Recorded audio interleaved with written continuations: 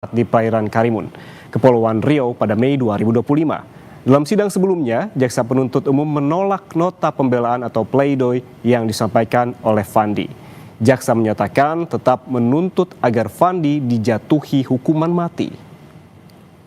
Dan untuk mengetahui seperti apa persiapan sidang vonis terhadap ABK Fandi dalam kasus penyelundupan 2 ton sabu, kita langsung tanyakan kepada jurnalis Kompas TV, Benediktus Aditya dan juru kamera Ian Faris di Batam, Kepulauan Riau. Bene, ini sidang vonis akan digelar jam berapa jadwalnya dan siapa saja yang akan hadir?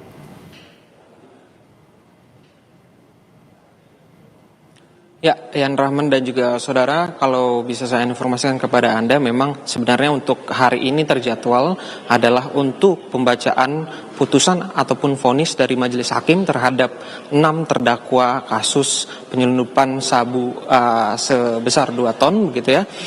Kemudian memang kalau dari informasi yang kami terima ataupun dari website Pengadilan Negeri Batam sendiri, kami cek memang seharusnya jadwal sidang ini dimulai pada pukul 9.00 waktu Indonesia Barat. Namun hingga sampai dengan saat ini memang untuk situasi di ruang sidang sendiri, di ruang sidang utama Kusuma Atmaja di Pengadilan Negeri Batam kelas 1A ini masih belum dilakukannya jalannya persidangan, begitu. Kami juga masih terus mengkonfirmasi untuk jalannya persidangan apakah akan dimulai hari ini juga, siang nanti, atau seperti apa. Ini juga masih kami konfirmasi. Namun kalau dari informasi yang kami terima nantinya untuk sidang putusan pada hari ini, untuk pembacaan dari majelis hakim sendiri, hakim ketua ini ada Tiwik yang juga merupakan ketua Pengadilan Negeri Batam bersama dengan 2 hakim anggota lainnya, yakni Douglas Napitupulu dan juga Randi Jastian, di mana ketiga hakim ini juga yang sudah sempat kemarin melakukan sidang juga di kesempatan-kesempatan sidang sebelumnya, begitu Yan. Oke, kemudian apakah keluarga juga sudah tampak di sana? Dan apa respon dari pihak keluarga dan juga jaksa soal sidang vonis kasus penyelundupan 2 ton sabu ini?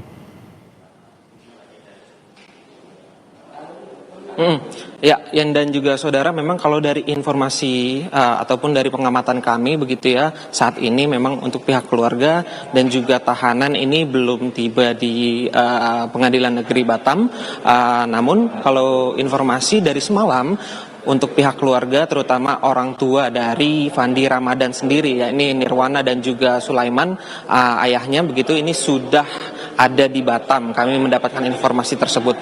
Nah, ini juga nantinya juga akan dikonfirmasi lebih lanjut lagi kapan orang tua Fandi Ramadan ini juga akan datang ke Pengadilan Negeri Batam untuk melihat atau menghadiri jalannya sidang putusan atau vonis yang akan dibacakan oleh majelis hakim di Pengadilan Negeri Batam sendiri. Nah, untuk latar belakang memang kita ketahui Yan Rahman dan juga saudara, Fandi Ramadan dan juga 5 terdakwa lainnya ini dituntut jaksa penuntut umum untuk tuntutan hukuman mati.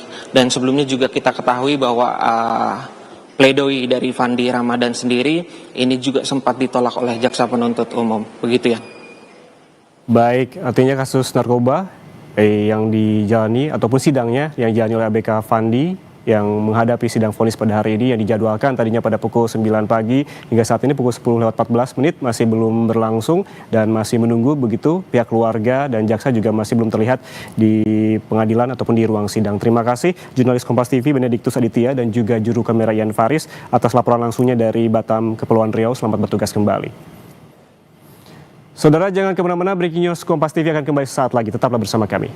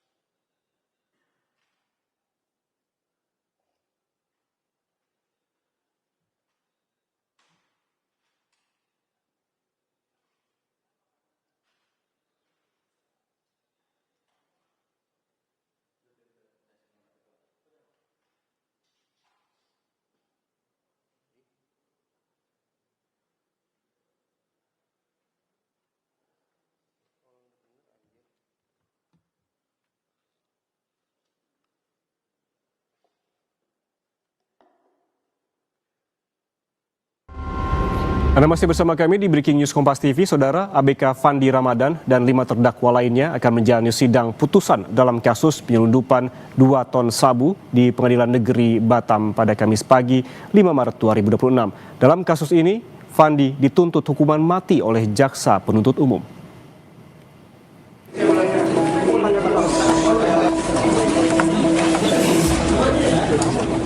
Fandi Ramadan, anak buah kapal Sea Dragon, terdakwa kasus penyelundupan 2 ton sabu, dituntut hukuman mati. Fandi bersama 5 terdakwa lainnya didakwa terlibat dalam penyelundupan 2 ton sabu dengan menggunakan kapal tanker MT Sea Dragon Tarawa yang disergap aparat di perairan Karimun, Kepulauan Riau pada Mei 2025.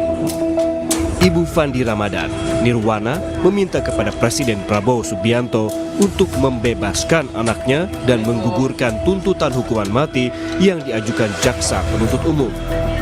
Sang ibu menilai Fandi tidak bersalah dan merasa dijebak.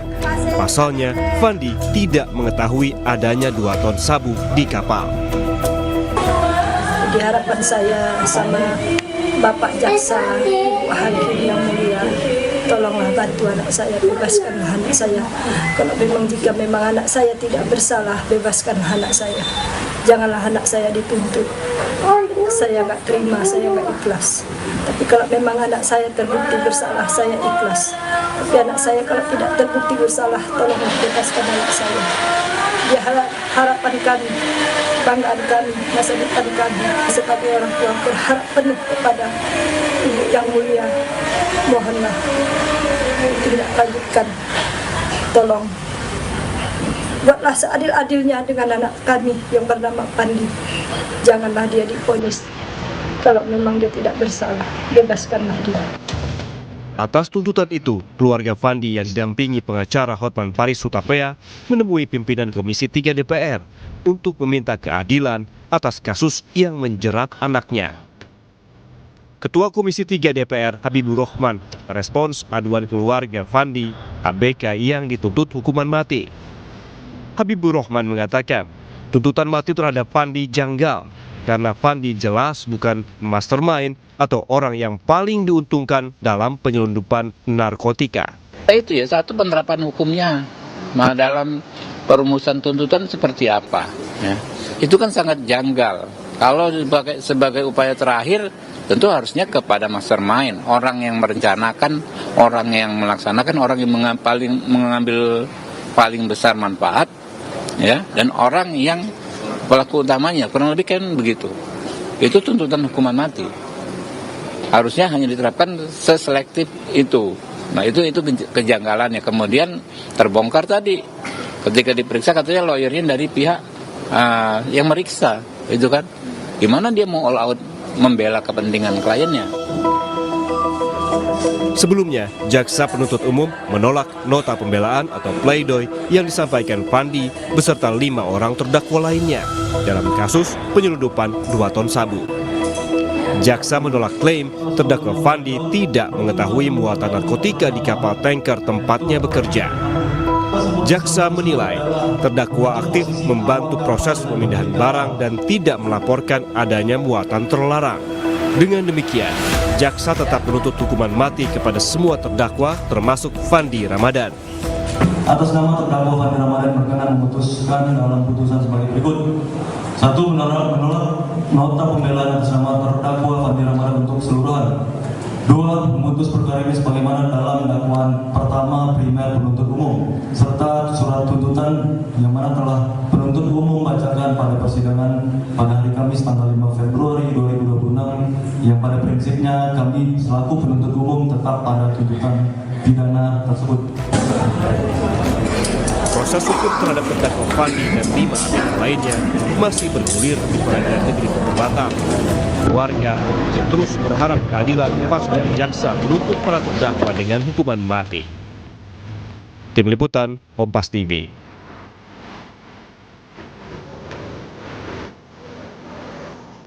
Saudara, lebih lengkap kita akan bahas bersama Guru Besar Hukum Pidana Universitas Jenderal Sudirman, Hibnu Nugroho. Prof. Hibnu, selamat pagi. Selamat pagi, Mas.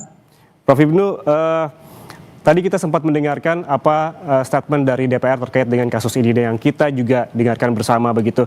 Menurut Anda apakah tuntutan mati yang diberikan oleh jaksa ini masuk akal karena DPR bilang ABK Fandi ini bukan mastermind ataupun otak dibalik dari penyelundupan 2 ton sabu ini? Ya, jadi begini Mas, kalau kita lihat kasus ini kan memakai KUHP lama. Jadi di KUHP lama itu ada namanya suatu asas diferensi fungsional.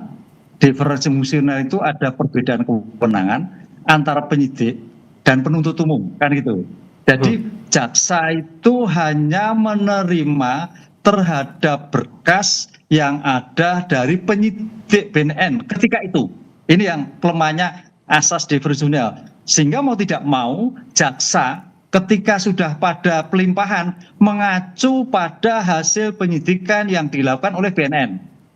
Dengan demikian, dalam hal seperti itu, tuntutan itu sebagai bagian dasar hasil penyidikan BNN. Nah, sekarang pertanyaannya, apa ini selaras atau tidak? Kita harus lihat dalam KUHP baru, walaupun undang-undang narkotika itu sudah diambil di dalam KUHP baru, itu meletakkan bahwa konsep kita itu sudah mengarah pada dari monistis ke dualistis, kan?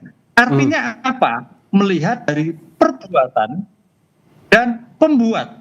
Siapa pembuat? Fandi. Perbuatan narkotika 2 ton. Lah, karena itu dalam seperti ini tampaknya hasil dari penyidikan komprehensif terhadap bagaimana peran yang terjadi pada masing-masing orang. Kan ada 6 orang. 6 orang itu master of mind-nya seperti apa? Apakah Fandi itu punya kehendak yang sama dalam melakukan suatu sindikat narkotika? Itu yang dipertanyaan. Lah, dari berbagai informasi yang kita dengar, kan nggak tahu apa-apa. Sehingga agak sulit bisa dipertahankan kalau Fandi dituntut mati. Karena tuntutan mati itu tuntutan moral. Dalam hal pasal 105 KUHP baru yang kemudian dari sumber pasal 114 Undang-Undang Narkotika, minimum khusus itu 4 tahun, 20 tahun menjadi pidana mati. Ini saya kira kondisi tidak mempertimbangkan bagaimana kondisi pelaku terjadi peristiwa. Melihat bagaimana peran pelaku baru 3 hari, kan itu kan sebagai total 3 hari. Disinilah kayaknya ya dilihatnya tidak komprehensif bagaimana peran dari pelaku perbuatan tersebut. Sehingga disahkan dengan sikat. Itu loh, pasal 14.603 terkait dengan itu sindikat yang biasa mati terdekat. Pertanyaannya, apakah di bagian dari sindikat yang berhari jalankan suara? Ini kira yang perdalam. Gitu. Oke, kan yang jadi masalahnya di sini, Prof, bahwa seperti Anda sebutkan tadi, bahwa jaksa ini memberikan tuntutan sesuai dengan hasil penyidikan dari BNN begitu. Sementara pihak dari Fandi sendiri merasa tidak mengetahui apa isi dari ataupun di dalam kapal tersebut dan juga merasa tidak turut andil begitu memindahkan dan lain-lain begitu. Artinya apa yang diserahkan oleh BNN kepada jaksa itu tidak sesuai dengan keterangan dari Fandi. Ya, sepertinya kayak itu. Makanya di dalam KUHP baru 2005, dalam hal penentuan suatu perkara antara penyidik dan penuntut harus merupakan suatu kesatuan, sehingga tidak terjadi suatu perbedaan persis di dalam suatu penyelesaian. Ini merupakan hal yang baru. Ya, sebagai hukumnya pra-penuntutan, karena pra-penuntutan itu sebagai persiapan penuntutan untuk mempersiapkan persidangan. Dari ini kita melihatnya ada sedikit peluang, Mas, antara dan penuntut itu. Dalam KUHP baru tidak akan terjadi. Oleh inilah problemnya ada di pra-adjudikasi. Yang menjadi problem yang akhirnya mau tidak mau terbawa. Tapi kalau toh pun memang itu ada problem di pra-adjudikasi, di penuntut umum kan terlihat kemarin. Pertanyaannya bagaimana pembuktian yang terjadi itu, apa bisa tentang itu perannya apa? Ini berarti kan waktu pembuktian, karena pembuktian itu jantungnya loh, tidak dilakukan. Bagaimana peran yang bersangkutan? Bagaimana pembelaan yang bersangkutan? Bagaimana akses to justice dari pelaku yang bersangkutan? Tampaknya menjadi tidak gampang, tidak optimal sehingga sampai pada akhirnya jaksa penuntut umum melakukan suatu tuntutan gitu Mas. Ini yang saya kira arahnya. Coba kalau arahnya pada waktu itu sampai seperti itu, masyarakat bisa mengawal. Oh, ini kok seperti ini, kok pasal seperti ini dan sebagainya. Sehingga tidak dalam seperti yang sekarang kita perdebatkan seperti ini gitu. Oke, dalam persidangan ketika menghadirkan saksi yang juga jadi terdakwa begitu disebutkan bahwa Fandi ini memang tidak mengetahui apa yang ada di dalam kapal dan pada saat perekrutan ini akan membawa apa begitu. Apakah kesaksian-kesaksian ini bisa meringankan nantinya dalam putusan? Nah, sekarang kita masuk putusan. Dalam hal pasal 50 kalau nggak salah, 50 KUHP baru, itu ada pedoman tentang pemidanaan. Kalau kita melihat memang Fandi tidak, kalau penuntutan pidana mati enggak, Fandi tetap salah. Karena dalam kondisi ada suatu perbuatan ketika itu. Cuman sekarang apakah tuntutan mati dikabulkan? Sepertinya tidak, Mas. Karena pertama, satu, dalam pedoman penuntutan, pedoman pemidanaan, itu hakim harus melihat latar belakang kedudukan peristiwa yang terjadi pada terdakwa. Satu. Kedua, hakim dalam memutuskan juga harus melihat pengamatan hakim di dalam suatu persidangan. Nah, pertanyaannya, apakah dalam pembuktian hakim melihat sampai di sana? Tapi paling tidak kan sekarang hakim melihat dengan pendapat kontroversi yang ada di luar persidangan, baik Komisi 3 masyarakat ini dijadikan pertimbangan. Oleh karena itu mudah-mudahan hakim akan melihat pertimbangan bahwa Fandi itu baru 3 hari. Karena ini disyaratkan di dalam KUHP baru dalam menjatuhkan putusan harus melihat pedoman. Tadi yang katakan dualistis tadi, itu Mas. Satu. Yang kedua, dalam konteks pidana mati di Indonesia saat ini kayaknya pidana mati itu tidak dilaksanakan. Kalau hukumnya itu tidak dieksekusi. Padahal dalam hukum istilahnya ada lictis finire opertis. Berarti hukum itu harus dilaksanakan. Catatan kami sebagai dosen dekat Nusa Kambangan itu ada 250 pidana mati yang tidak mati-mati Mas. Kan itu. Berarti se-Indonesia ada 400-an. Sekarang pertanyaan kalau menambah Fandi, kapan menjadi matinya? Ini saya kira menjadikan suatu pertimbangan. Sehingga kayaknya hakim tidak sampai pada ke sana. Tapi mungkin tetap bersalah, tapi tidak menjadi tuntutan mati. Oke, berarti potensi pidana mati juga masih ada potensi tidak dilaksanakan. Mengingat juga tadi bahwa dalam putusan juga ada beberapa hal yang mempengaruhi termasuk dari hakim yang harus melihat kedudukan peristiwanya dan juga pengamatan hakim dalam persidangan. Namun di luar dari persidangan ataupun ruang sidang ada suara-suara di luar itu termasuk dari DPR dan ibu dari terdakwa juga mendatangi DPR ini yang menyebutkan bahwa tuntutan ini tidak adil dan tidak sepatutnya seperti itu kalau kita melihat keterangan dari ABK Fandi ini. Namun ini apakah akan berpengaruh nantinya suara-suara dari DPR dan pihak-pihak luar ini terhadap putusan hakim? Ini apakah jadi pertimbangan dalam persidangan? Tapi jangan dijawab dulu, Prof. Kita akan kembali seusai jeda. Tetaplah bersama kami di Breaking News Kompas TV.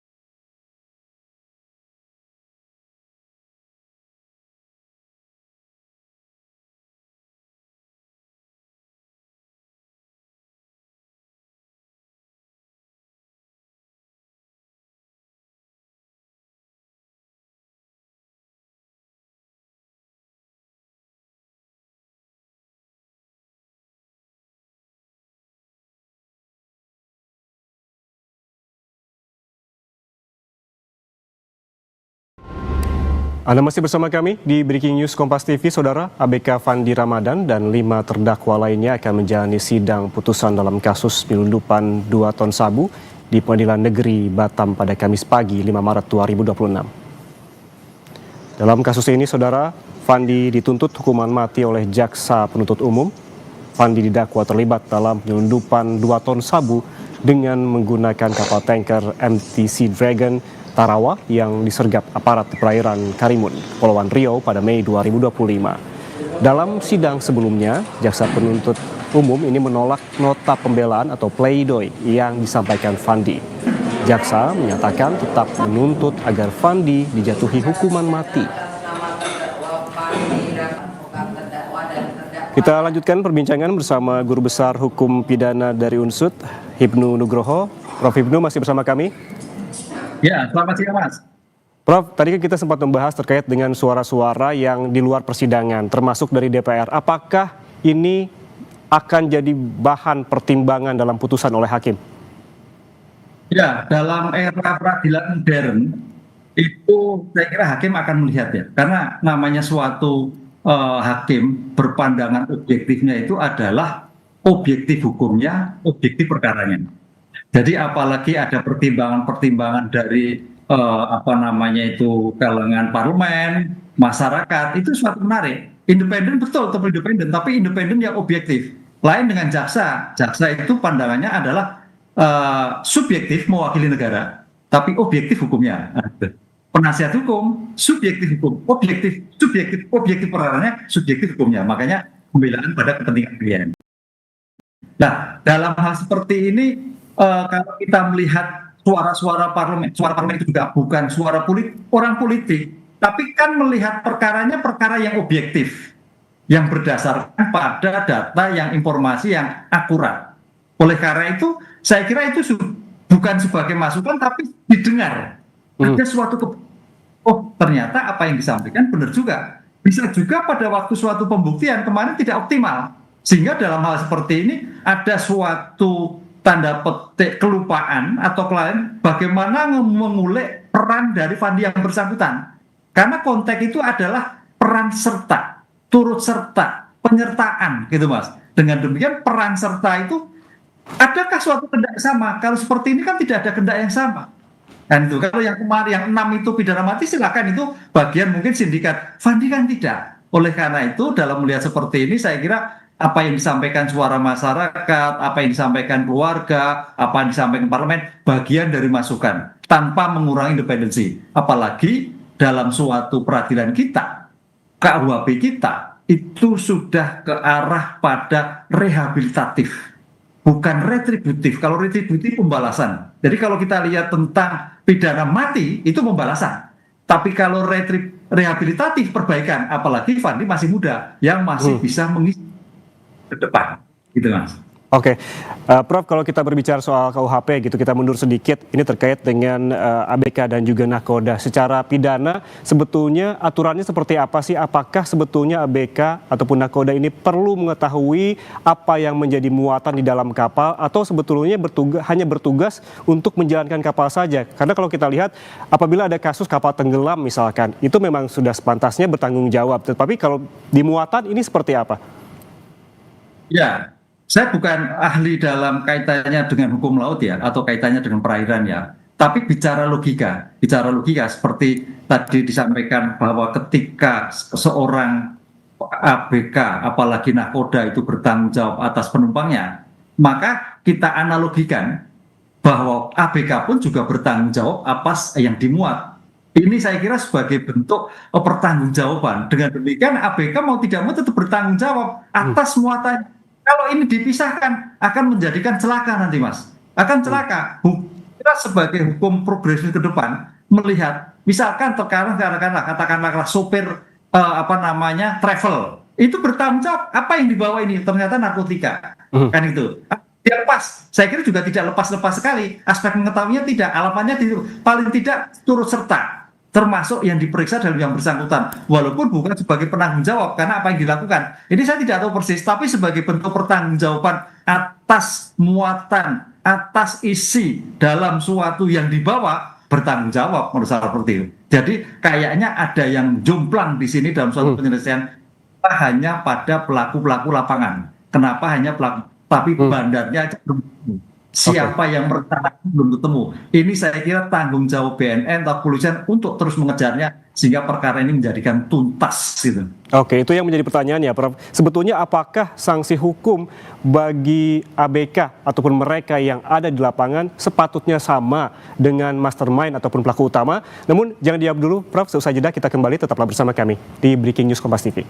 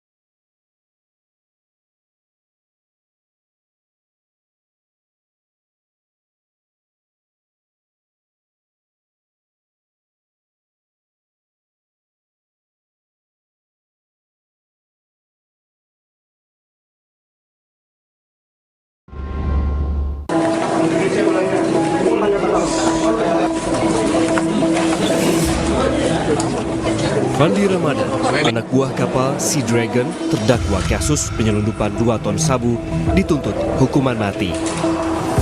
Fandi bersama 5 terdakwa lainnya didakwa terlibat dalam penyelundupan 2 ton sabu dengan menggunakan kapal tanker MT Sea Dragon Tarawa yang disergap aparat di perairan Karimun, Kepulauan Riau pada Mei 2025. Ibu Fandi Ramadan, Nirwana, meminta kepada Presiden Prabowo Subianto untuk membebaskan anaknya dan menggugurkan tuntutan hukuman mati yang diajukan jaksa penuntut umum. Sang ibu menilai Fandi tidak bersalah dan merasa dijebak. Pasalnya, Fandi tidak mengetahui adanya 2 ton sabu di kapal. Jadi harapan saya sama Bapak Jaksa.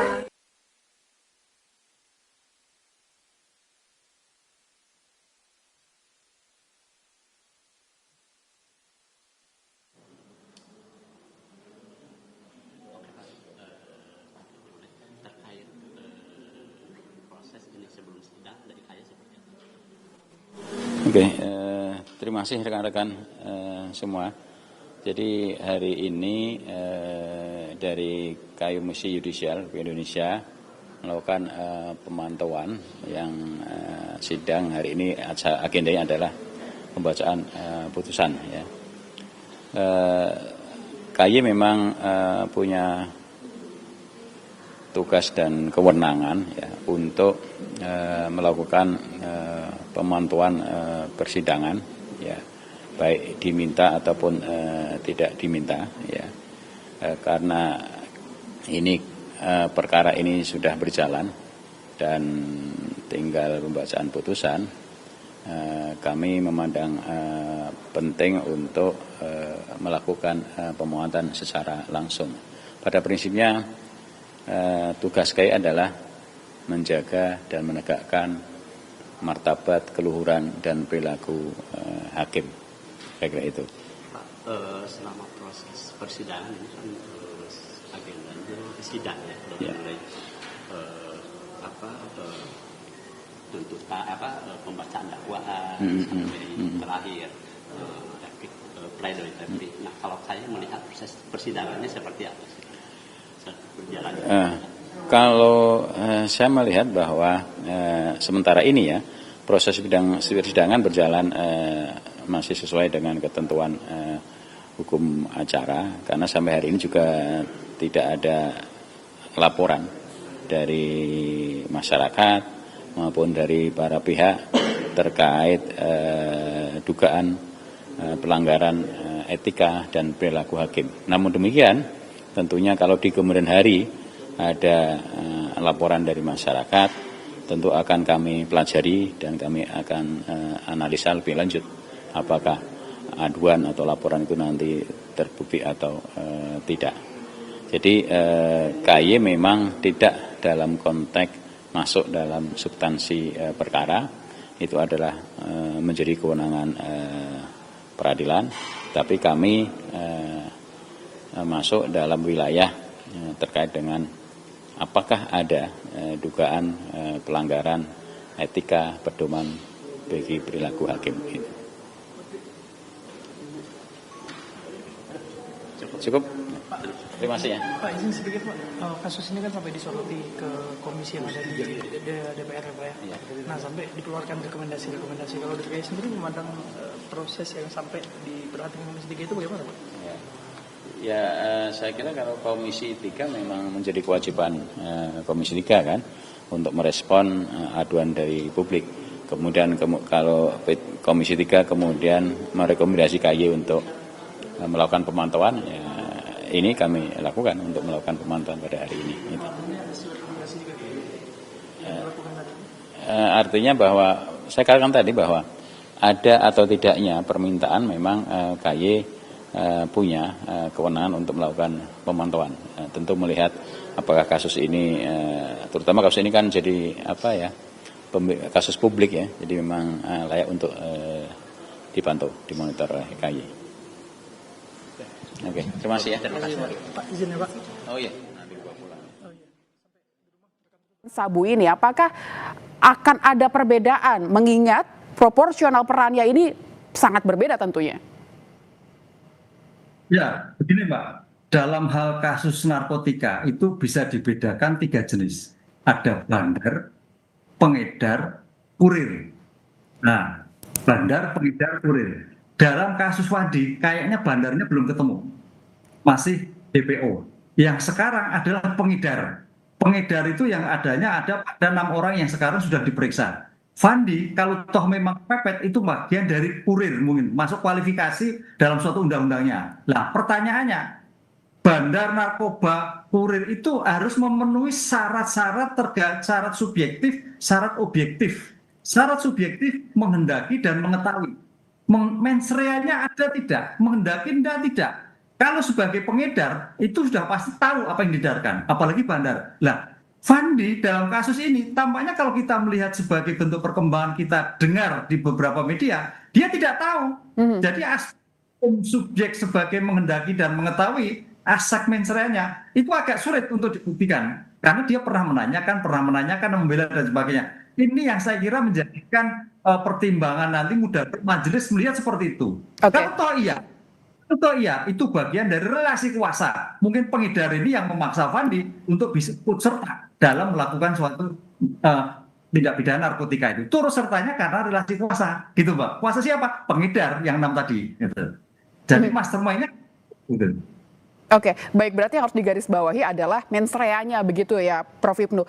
Tapi kalau kita lihat penyelidikannya harus dimulai dari mana nih terkait dengan bandar ini tadi, otak penyeludupan ini tadi? Ya, sekarang kan namanya narkotika kan ada 2 institusi yang berwenang. Satu Kepolisian Republik Indonesia, satu dengan BNN. Kalau kita lihat kasus ini adalah kan BNN. Sehingga saya kira BNN harus punya tanggung jawab atas kasus ini. Tidak hanya pada tataran pengedar, tapi bagaimana terhadap bandar narkoba. Aktor intelektual, 2 ton itu nggak kecil loh Mbak. Antar negara itu saya kira sebagai bentuk proses perencanaan yang matang. Kabelnya dari mana, lewatnya dari mana, siapa orangnya. Ini suatu bukan ujuk-ujuk, itu suatu perencanaan lah. Disinilah saya kira Indonesia, penegak hukum Indonesia harus tegas yang seperti ini. Karena jangan sampai kita tiap hari itu mendengar adanya pengedar narkoba, selundupan narkoba. Tapi yang kena adalah para pengedar. Justru sekarang bagaimana bandarnya ini adalah aktualisasi penegak hukum, BNN, polisi harus mampu sampai pada titik ujungnya. Jika jangan disalahkan pada orang-orang yang ada di bawah. Ini sebagai alat. Ingat loh, begitu kasus narkoba adalah bicara sindikat. Sindikat itu banyak selnya, sindikat banyak strategi, banyak menghilang. Sehingga makanya kadang-kadang nggak ketemu gitu Mbak pengungkap seperti ini. Itulah saya kira tanggung jawab di BNN untuk melakukan seperti itu.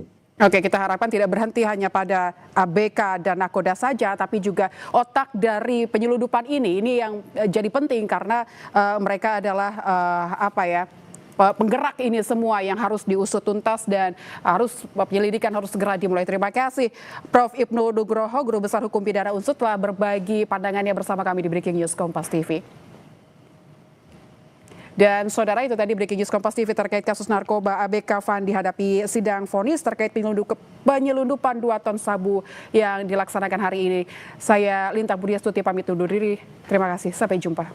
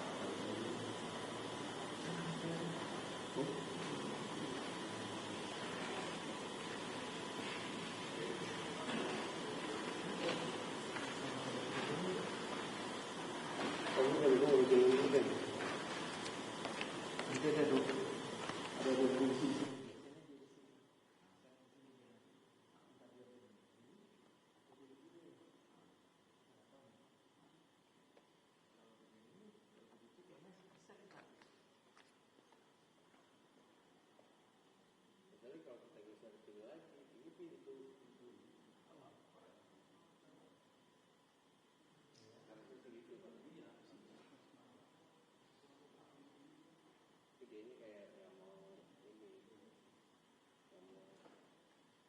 yang mau